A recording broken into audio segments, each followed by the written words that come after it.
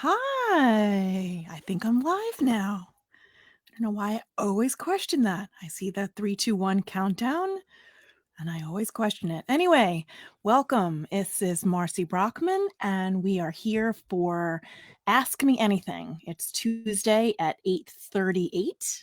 I'm a few minutes late. And it is Ask Me Anything. Let's see if we are actually going live on Facebook, which is the point. I think someone is here watching. I do not see this on my feed. I wonder why. I have 2 people here watching. If you guys who are here would comment and tell me who you are and or where you're from. Stream to pages and chat with audience. Can't comment to groups and profiles due to Facebook restrictions. I don't understand what that means. Okay, but if I can find you on my Facebook page,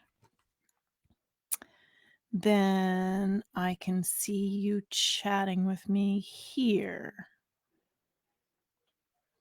Debbie Mack sent me a message. No.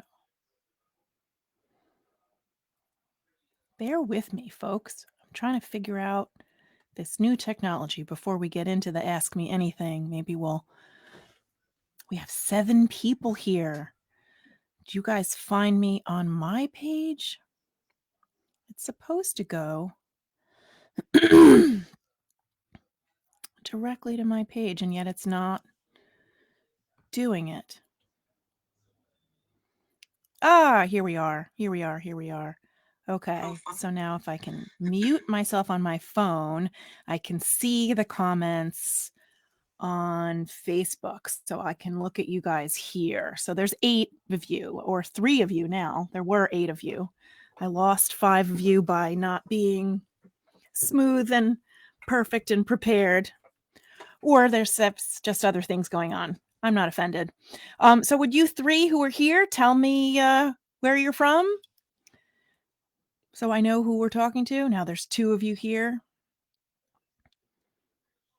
Well, the ultimate goal of this is that people will join me here live and ask questions. So I really have to figure out this chat thing because I like this BeLive.com thing with the ticker at the bottom and the little title, but only if it works. If it doesn't work, then the title's not really worth anything.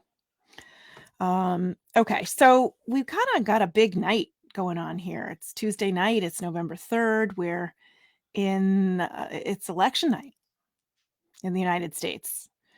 This is, I think, the biggest election of or the most controversial election, I should say, of my adult life, of my voting life, for sure. I can't account for things that may or may not have happened when I was a child because I was not paying attention. But we have a big night here. I know that my kids have texted and I have friends who've texted, and everybody is anxious and concerned and worried, and nobody knows what's going on. There were all sorts of conversations at work today about stores and buildings all across the country in all the major cities that were boarding up windows and battening down the hatches, so to speak, in preparation for potential rioting or destruction or chaos if the election didn't turn out as whoever they are, who would have hoped.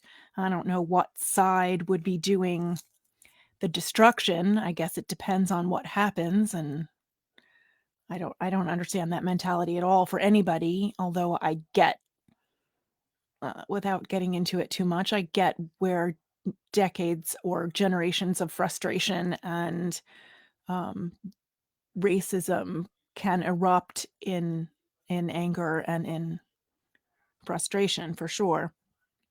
I think it's important to keep our heads about us as we work our way through election night. I know at Eastern time right now in New York, it is still about 20 to 9, give or take, 8:42 p.m. So the polls haven't even closed here in New York. And then as we go further west in California, if it's 8:43 here in California, it's what, 5:43? It's a 3-hour time difference. And then Alaska and Hawaii are further. So polls are still open. We have a few more hours of that before anybody starts calling anything.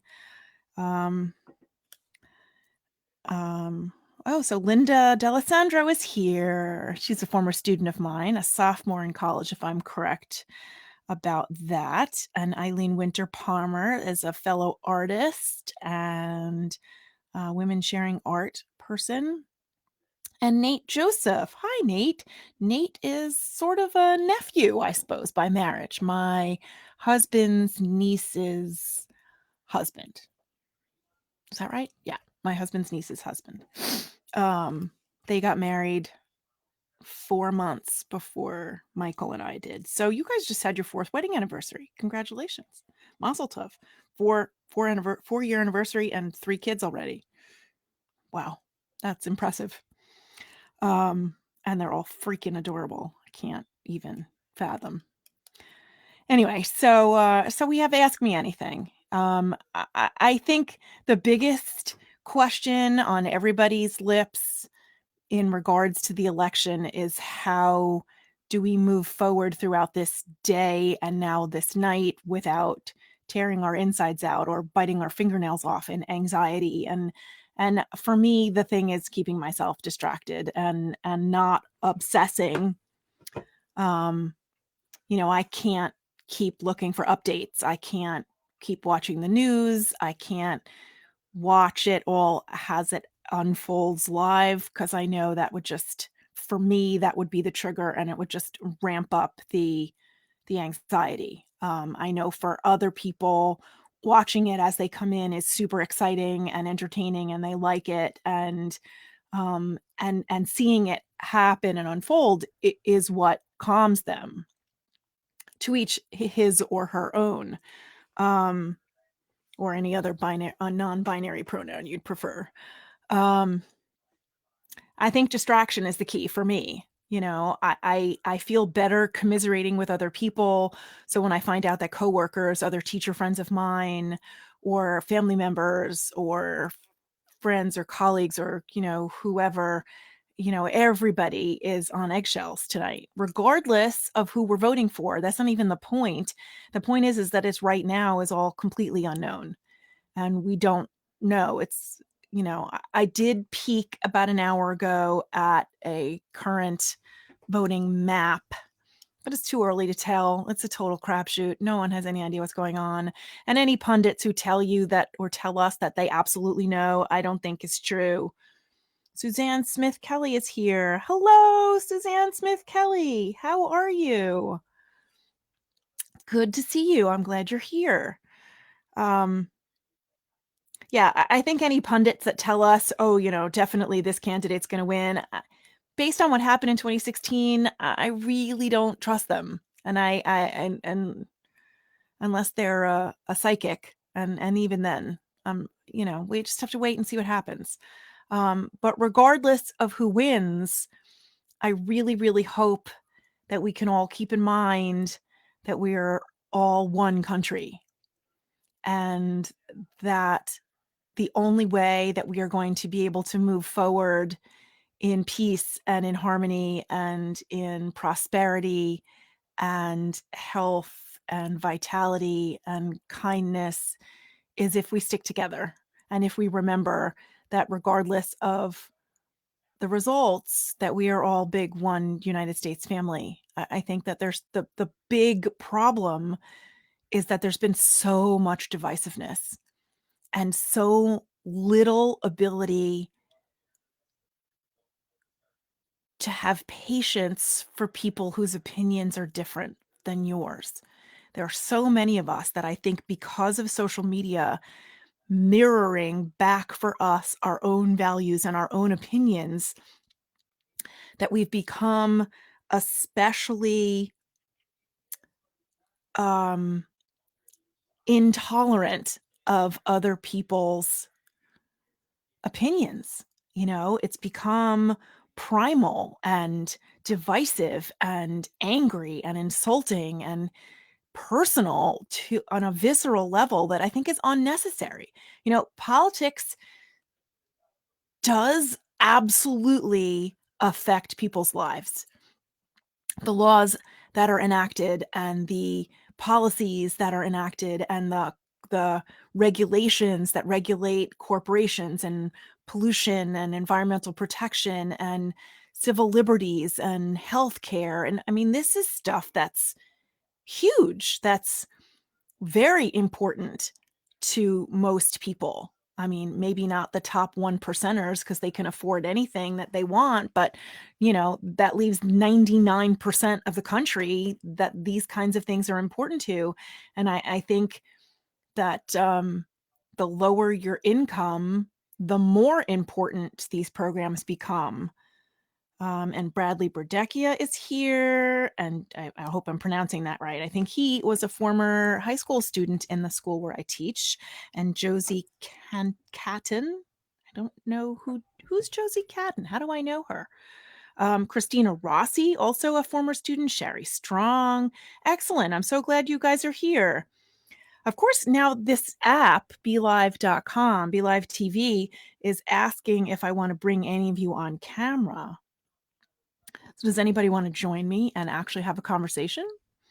Linda or Eileen or Nate or Sherry or Christina or Bradley or Josie, you all have the option. I just have to click a button, I think, and I can get you on camera. That could be fun. I'm such a dork.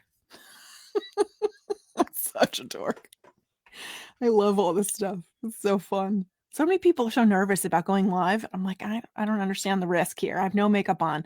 I'm wearing a little chapstick just because it's cold and my lips cracked. Anyway, so that's the whole election thing. And I don't think that we're going to have an answer, certainly not tonight. And I wonder if we're going to even have an answer by the time we go to work tomorrow morning. We might not. I don't, unless it's a landslide one way or the other.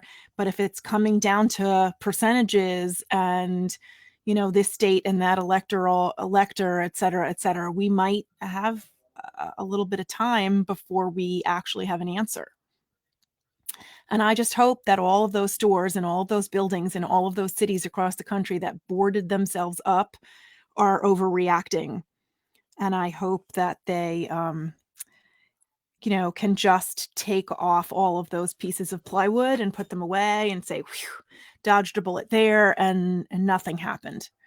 The last thing I think any of us really want is some sort of civil war, or even if it doesn't get that dramatic, even rioting and so on. I mean, that doesn't help anybody.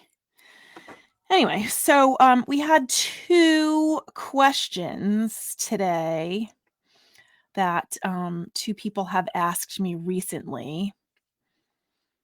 I have them here on the notepad on my computer so that I could remember them. Okay, and 10 people tend to ask me lots of questions about relationships, I guess, because I've been through so many of them and learned so many things in the 52 years of, let's see, I started dating when I was, 15, 16 years old. So, we're talking more than 30 years of, yikes. Anyway, so, yeah, both questions were asked to me by former students who I have remained quite close with. They are both in their 20s and they are both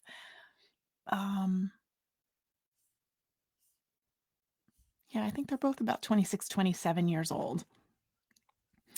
Okay. And they're both asked by boys, by men, not boys, definitely men. Okay. So the first question is, how can I learn to trust myself? I keep thinking that I am going to make better decisions about people and relationships, but I keep repeating the same patterns and jumping in too quickly. And then I get hurt and I lose everything.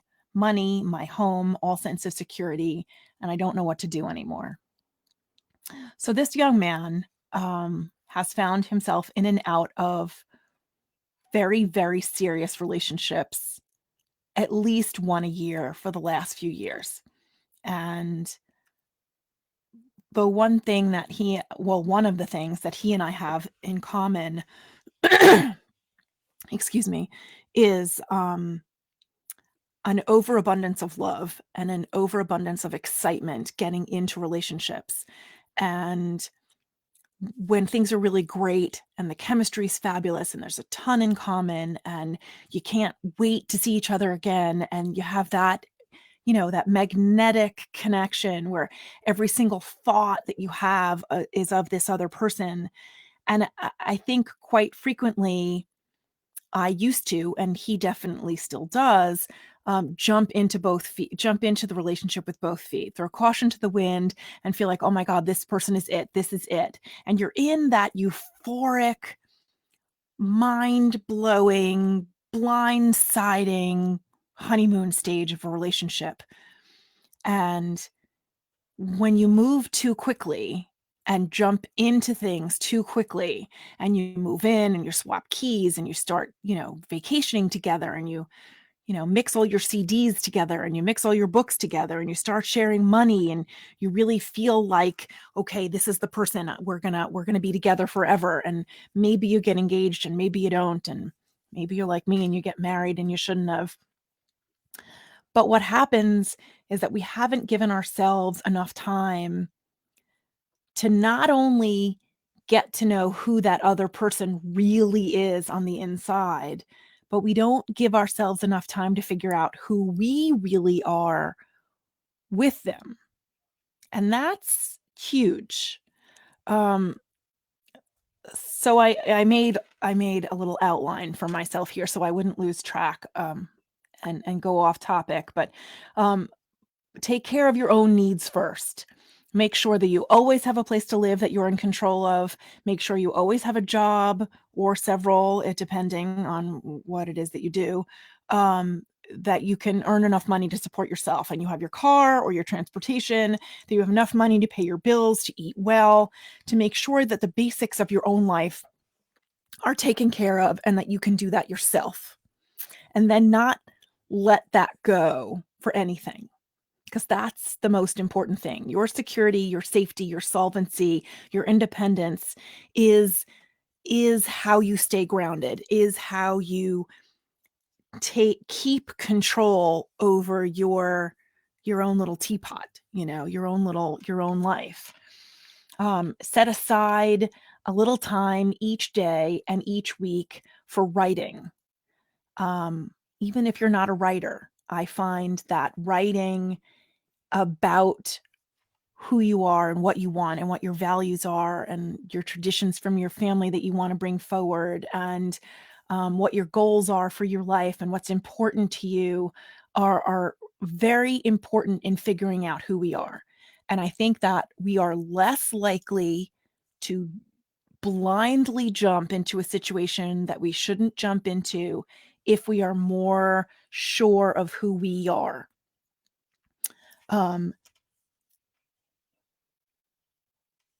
I think that our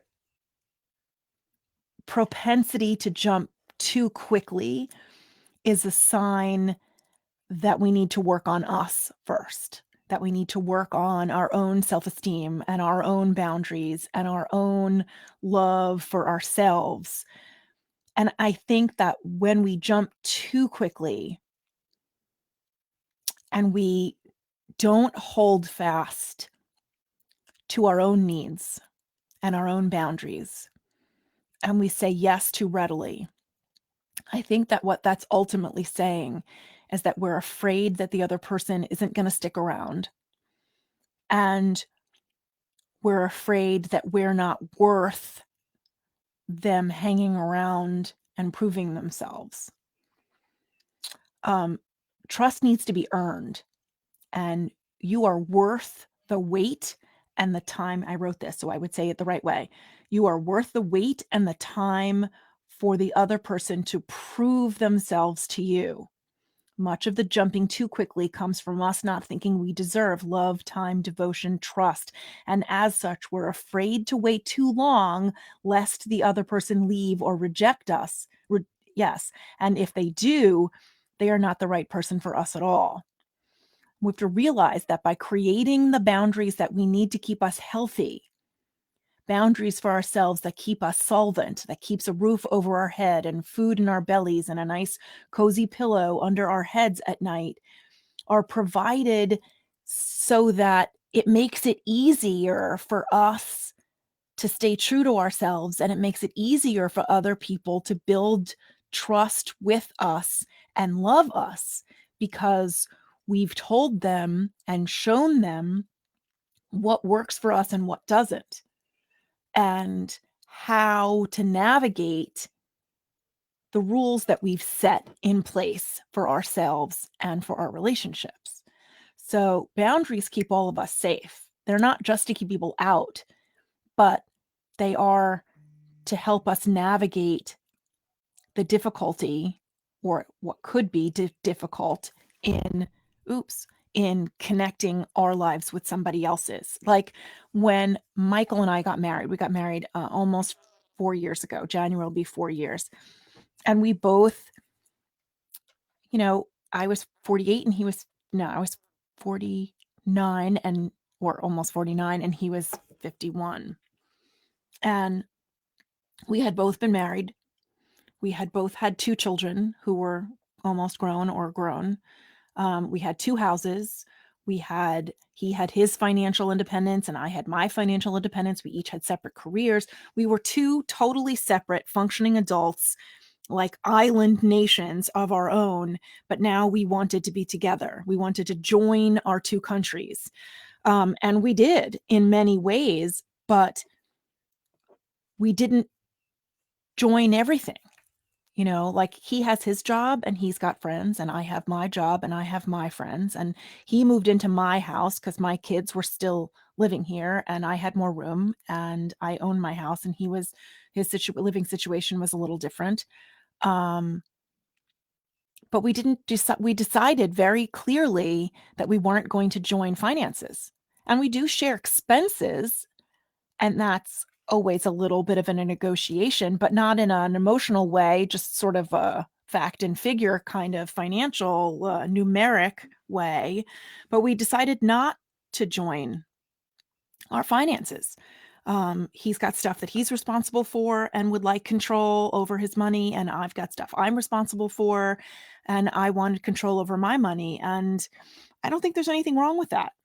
The thing about marriage or relationships ultimately is if there's trust and respect and love and healthy boundaries, then you and your significant other can create a relationship that works for you. Tailor make it. It doesn't matter what other people's relationships or marriages or whatever partnerships look like. If that works for them, whatever that is, that works fine. But you got to work on what works for you.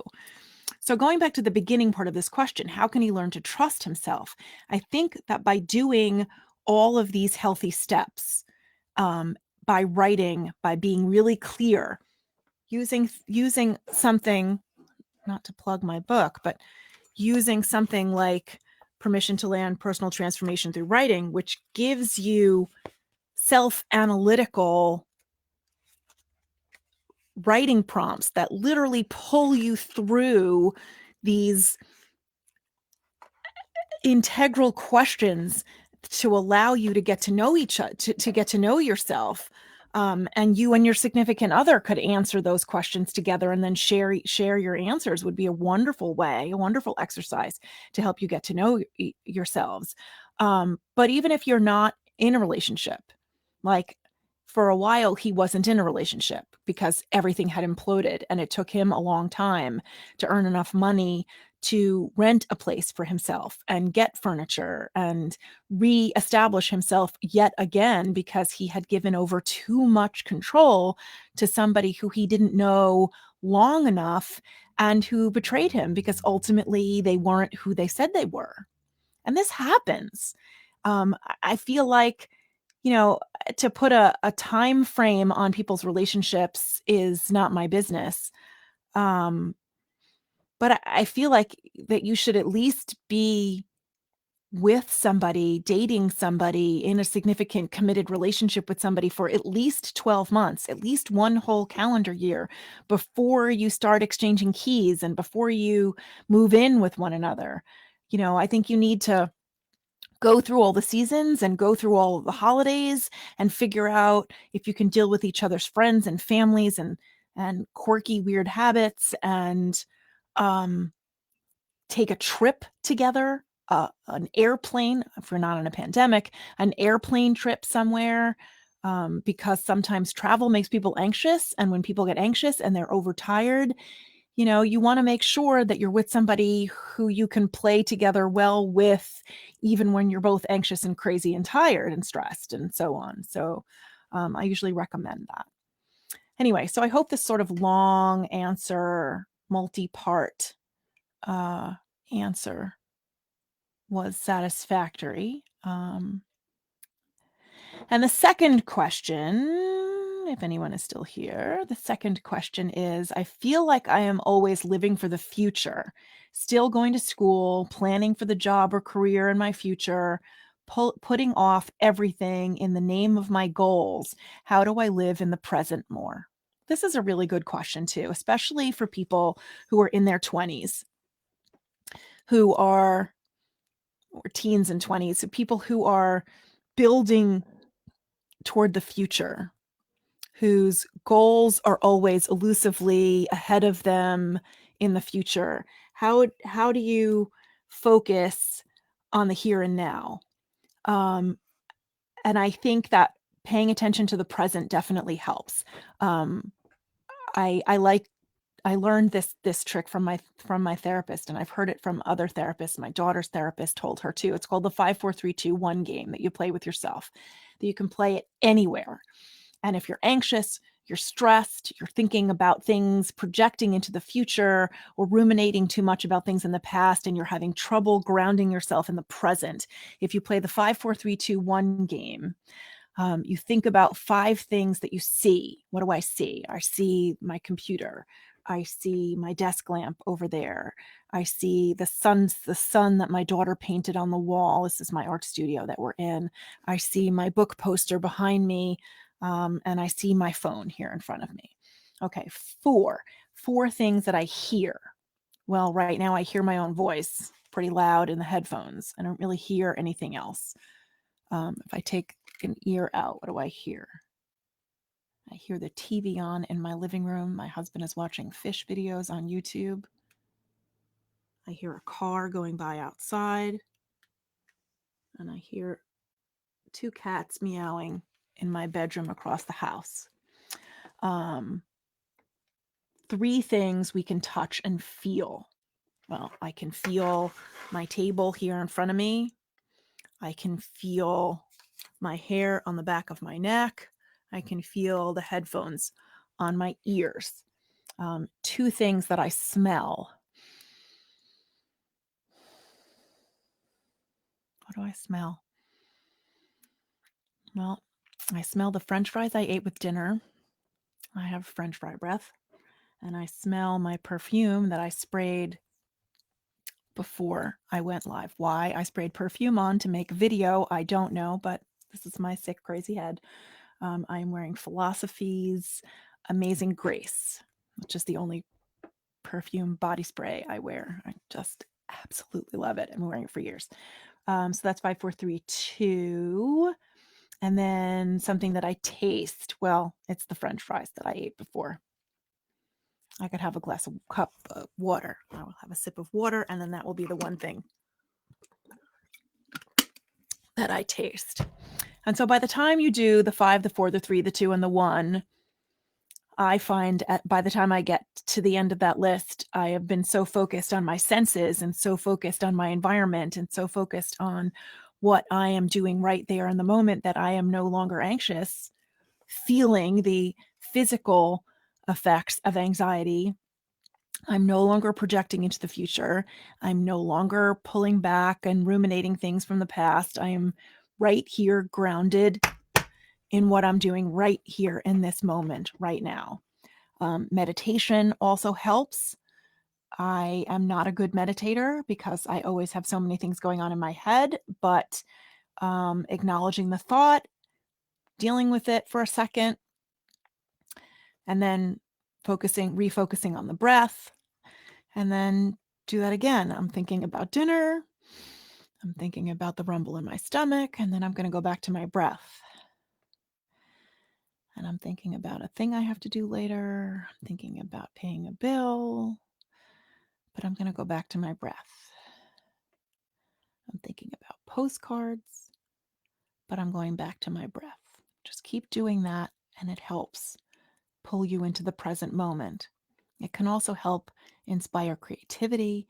It can also help you sleep better. It can also help you plan for your future and organize your life without stress. I also think that play is very important and laughing are very important because they are things that you absolutely have to do and be present for. So my suggestion is to do one small thing you love for fun every day, just for fun, for no other reason than you enjoy it.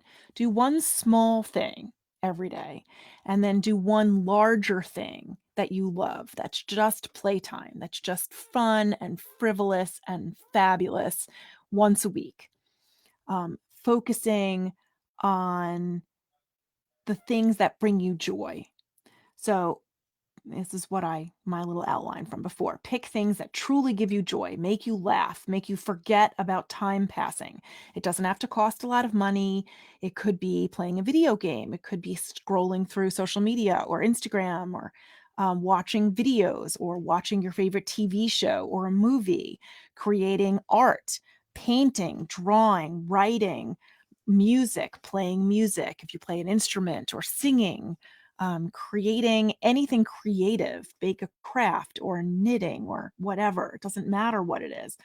Listening to a comedian on Spotify. My son always has playlists on Spotify of comedians. And so if he's doing the dishes and he needs to laugh and relax, he'll put Spotify on for a few minutes and he'll listen to comedians and laugh. You can listen to audiobooks, all sorts of stuff. You can listen to audiobooks and go for a walk or go for a run or go for a stroll around your neighborhood or go for a hike if you have more time. You can play games with yourself or with others. I'm sort of addicted to playing, not really an addiction, it's a joke, Scrabble on my phone.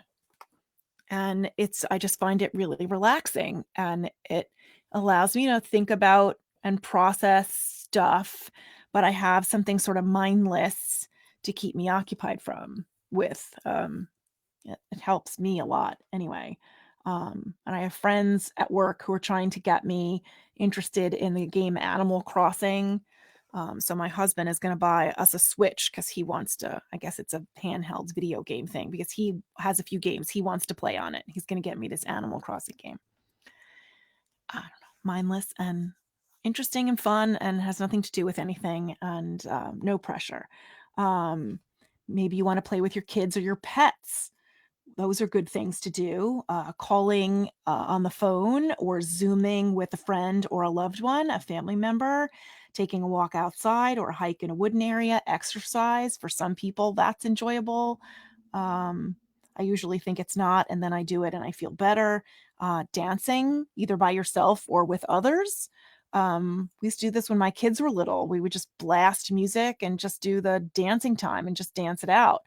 Of course, when they were really super small, it usually involved taking their clothes off and running around and doing naked dancing. But, if you do that, just pull your shades down and do what you want. Anything that can connect you with your body and your heart and your brain in a creative, relaxing kind of way, I think is helpful. I think that some people have the opposite problem, that they're too in the moment and too into immediate gratification, and the long-term delayed gratification, the long-term goals are things that elude them. And I think that's a harder problem to solve. I think if you're very forwardly focused and you've got the delayed gratification thing going on and you're motivated to keep going with that, then then adding these other kinds of activities into your life can help. I mean, even if you have to schedule them in, like I have on my calendar every single day, I have scheduled for myself a half an hour of writing. And I don't always get to it, but it's in a little calendar alarm, and my phone always yells at me and says, "Okay, it's writing time." Well, it doesn't say it's writing time. It just beeps, but I know that it's writing time.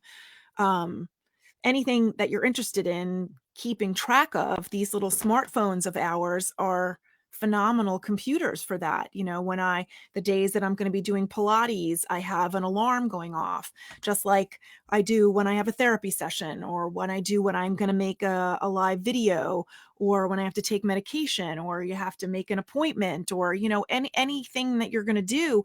We are busy people. We live full, crazy, very busy lives, and I think if we use the tools, it'll help us. So, you know, and there's nothing wrong with setting yourself an alarm to remind you to have playtime, you know, until it becomes a habit, until it becomes something that you just intrinsically remember. Um, then you need a little help, and there's no reason why this is a bad thing. Um, it's helpful. So, oh, oh, it's a noise from outside. I'm like, why am I getting feedback on the microphone? But it wasn't. It was a car outside. So those are the two questions. And I hope I answered them quite thoroughly. And we have this election. So now it's 9:15. I think the polls are closed in New York, and we'll start rolling towards the western part of the United States. And hopefully, by the time we all wake up tomorrow morning, we will have an answer about who will be living in the White House. And I hope that regardless of how this turns out, that we all remember um, that we're one country, and that no matter where we live, and no matter what we do for a living, and no matter what color our skin is, no matter what religion we're in, no matter who we love, no matter what we do for a living, we all are the same human family. We all want the same things fundamentally. We all love our families. We all love our children.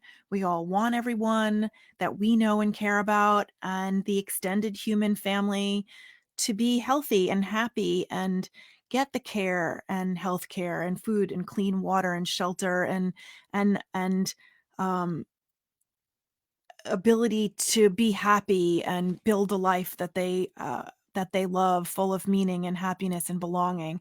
We ultimately want that for everybody, and how that gets done is what divides us. And I don't think that that should be.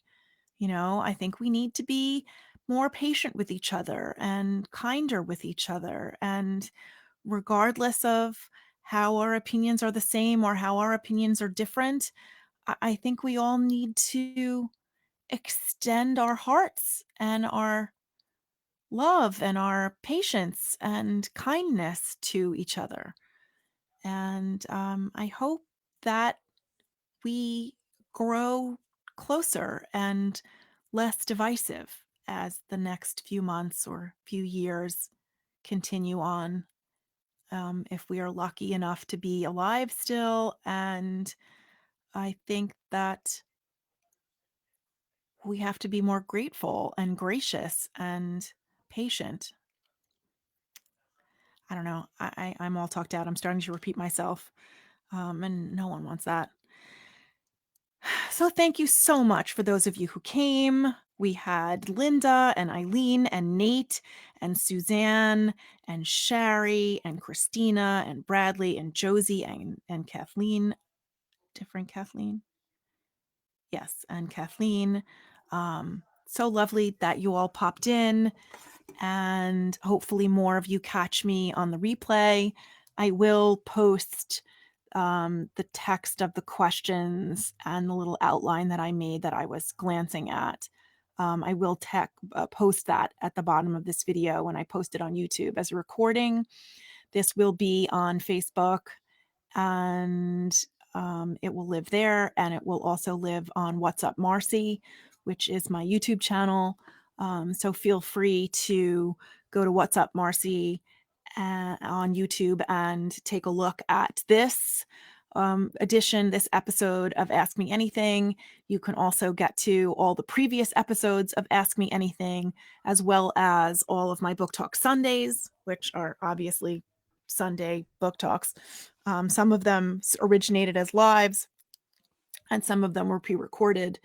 And then every other Thursday, my friend from Raleigh, Carrie Errand, and I do a career visioned education focus show that we call In Preparation for Landing. And that will be live on my Facebook page, and will also lives, the recorded videos live on What's Up Marcy, so those episodes are always there also. And in between, I talk about mental health, and I talk about anxiety, and I talk about depression, and I talk about self-esteem and medication, and family obligations and relationships and education and all sorts of stuff. If there's anything that you want me to do, besides questions that you want to directly ask me, you may ask me on Facebook. You may send them through Facebook Messenger. You can reply on the bottom in the chat or in the comments where this video is going to live on my Facebook page, or in the comment section on YouTube. There are plenty of ways to get in touch with me. Or even there's a contact me page on my website on marcybrockman.com, so you can certainly do that. That's all there. And of course, there's art and books. So paintings, originals, and custom prints. And my books are available all on on marcybrockman.com. Anyway, so that's it. It is election night. It is now 9:20, and I wish you all kindness and love and joy and lives of everything that you wish for yourselves. And I will see you here very soon. Bye. Have a good night. I love you all. Please stay safe.